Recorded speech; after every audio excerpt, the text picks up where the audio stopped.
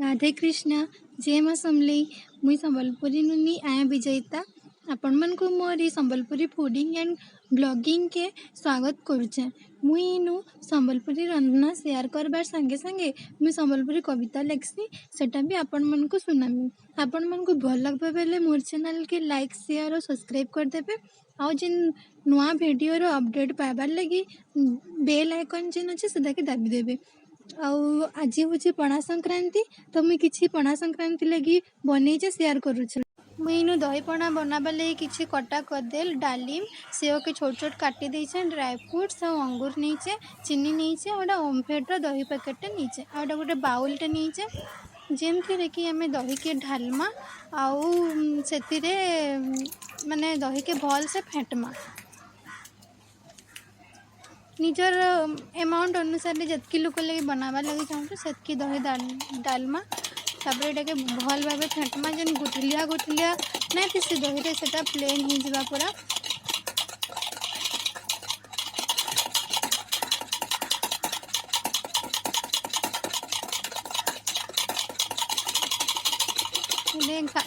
जिते बेले आम घाटमा यहाँ ठीक हो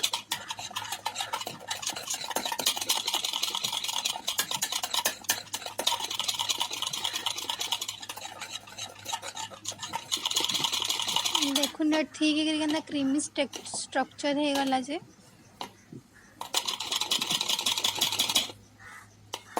तापरे आम इन स्वाद अनुसार चीनी पकामा और चीनी के भल भाव घाटी देमा जेनता कि दही में मिसली आम इन चीनी के पाउडर करके नेमा बेले आउ भल माने दही में मिसबार लगी सहजिया हम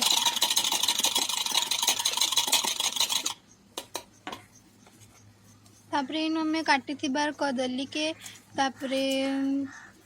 जेन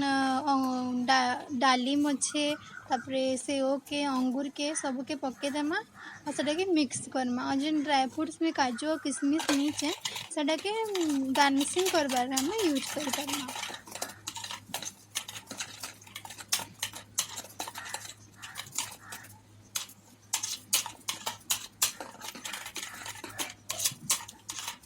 इटा हो गला तापरे आम गोटे ग्लास रे सबके ढाली देमा आउ मुई इनु गोटे ग्रीन कलर फूड कलर नहीं जेनटा के पाइन थी गुले देती और चीनी टे मिसई देती इनु तार पर देदेमा तापरे किशमिश के काजू के देदेमा आमर पणा तैयार हो गला। ओडिया नववर्ष पणा संक्रांति शुभेच्छा मोर आड़ू समस्त को।